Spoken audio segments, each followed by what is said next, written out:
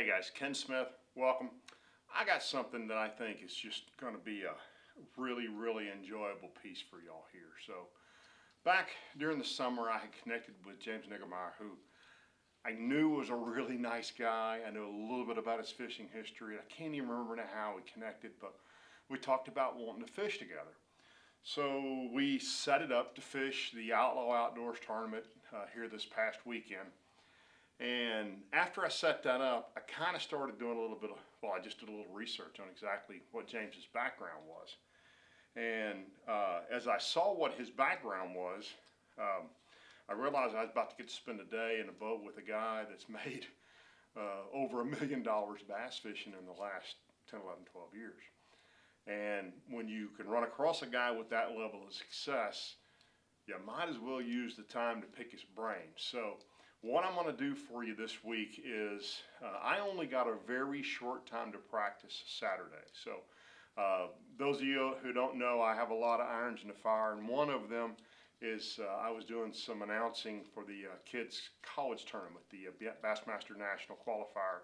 On Saturday, we were fogged in until 10:30 or 11, so I stayed till those guys took off, and then I took off and I went up and I got to fish till about 2, and then I had to be back down for the weigh-in, so I really didn't get a lot of practice time in. I want to just roll all this together, but I think I have like an hour of material. Now some of this is just James and I talking, but we're talking about fishing or practice or what's going on in the industry.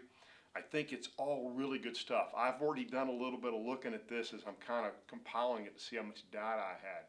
And I really enjoyed the day with him. He's just a quality guy, obviously a really good fisherman. He has a young YouTube channel, and so what we did is we kind of split this footage. So he's gonna have, I'll post right up there when you want to give it a look, and I'll give you some more options to find that, where James's channel is. And he's going to also post some stuff on his channel that we filmed that day. So we sort of did a whole bunch of footage, and he took part of it and I took part of it. But so I'm going to just start you guys with the little bit of practice time I had, so you kind of see what I'm thinking. I found this little group of fish dragging, and I also had some A-rig fish I thought we could catch. And truthfully, we just flat whacked them. So I think you're really going to enjoy this. I also need to mention to you, I know a lot of you guys, obviously you know I love using 6 cents baits, and 6 cents tomorrow or the next day will announce their Black Friday sale, and it's a huge sale. Going to be some really significant discounts on some stuff. So if you get a chance, I would probably wait till Friday, or well, you'll see this probably Friday. So either today or on Saturday, that sale should be live, or it should at least be announced when it starts. So you might check that if you want some 6 cents products at a discount better than the normal KEN10, the 10% discount you get by using our coupon code. So check that out. But I'm telling you guys, if you'll stick with me, I want to post this in parts. I'll try to keep them 12 to 15 minutes a piece, so probably 3, 4, or maybe even 5 parts to this. Some great nuggets in here, some interesting stuff. And on his channel, there's a great piece he talks about Kevin Van Dam. So, you know, and you think about it, this guy basically fished his entire Bassmaster Elite series. So if you don't know, he fished the Elite series. He's now on the FLW Tour. He's qualified for the Bassmasters Classic, and he's qualified for the FLW Cup. Not a ton of guys have done that. Certainly not a ton of guys have won $1 million, in excess of $1 million bass fishing.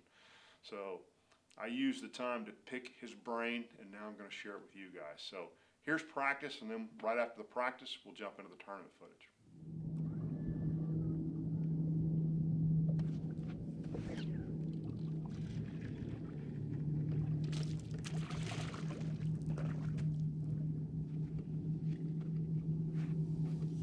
Well,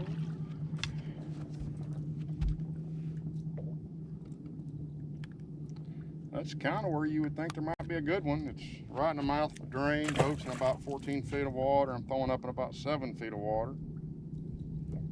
And that's the second one I've caught there in about 5 casts.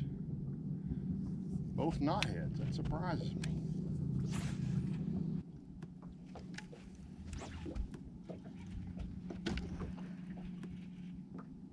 Wasn't the prettiest hook set, but it worked.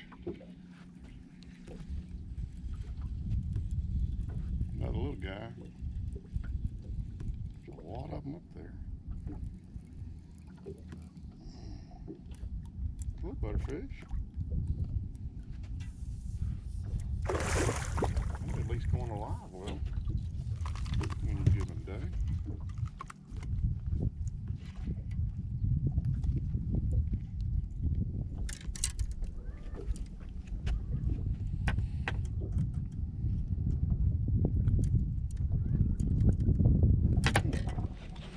Got a hook in the head. Nice chunk right there. Over 2.5 maybe.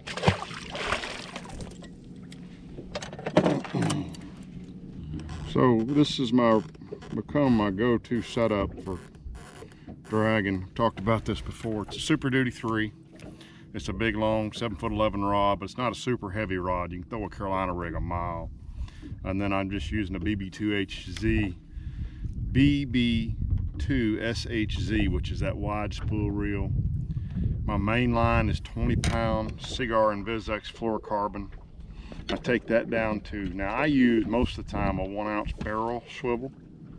If I'm around grass, I will go to a 1-ounce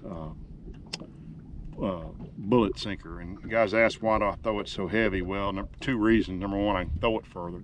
Well, I guess 3 reasons. Number 2, I can fish it faster. And number 3, I'm fishing on the bottom. I really don't care that it zips by something suspended. And I've talked about this as well. That's that little bitty 2-aught. That is a owner rigging hook. And I'm a big fan of that little bitty hook. I think you get more bites, but you just can't really pull on a fish when you get a big one on. You just got to lean on them. They're hooked, but you can't go to jerking on them if it's a big one. You just got to let her go where she wants to go. So that's my setup.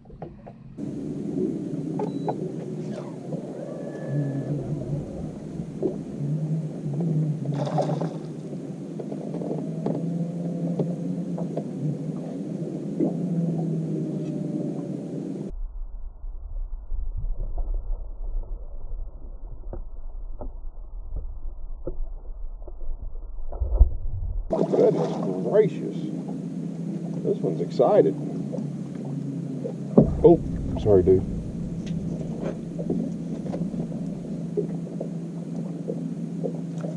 Another solid keeper. I'm just bouncing around on these little points, trying to put the boat in, well, not so much caring where the boat is, but trying to put the bait in 8 to 10 feet of water, which is shallower than I would have thought. But I've had quite a few bites that I've not shown y'all because several of them, well, I had a little camera issue. But anyway, I'm feeling a lot better about tomorrow with James than I was a little earlier today. That was a decent bite, right where he should have been too.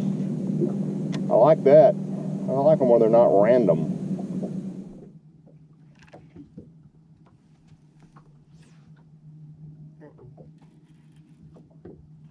There we go. That's what we're talking about right there. It's the same spot I got hung up, and I just eased over there. This is a much better fish right here. Like I said, with that little hook, you can't do too much with her. A 4-pounder. Might be a little bigger than that. Good fish. That's a dandy.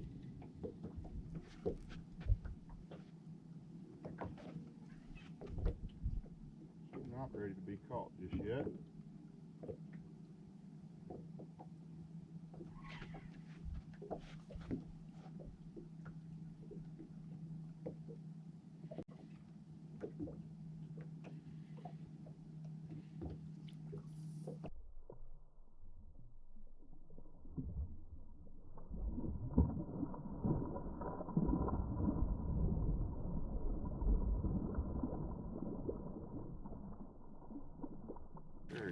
Come here, sweetheart. It's kind of fun to boat a fish without fighting off 3 dogs to do it. Nothing against my little doggies, but they can be something of a pain. There's the leader.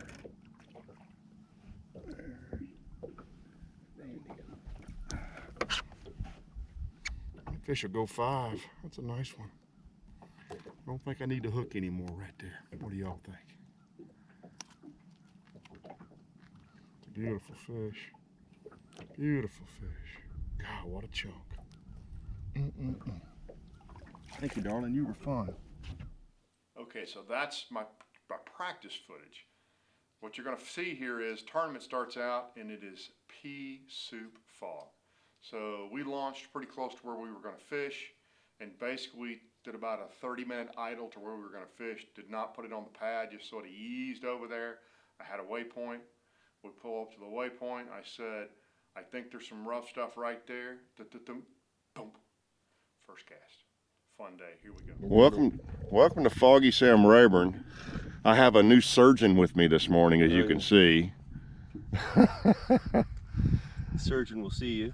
Introduce yourself. Hey everybody, it's James Niggemeyer from Van, Texas. Just up the road from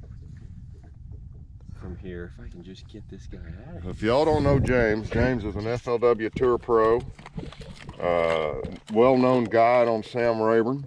No, Lake Fork. I'm sorry, Lake Fork, as I sit here on Sam Rayburn. And we wanted to fish together, so we are just into the morning. There's another boat in the fog out there. I almost ran over him, not running, idling, coming in here. So we're off to a good start. Hopefully we're going to show y'all a show today. Here we go.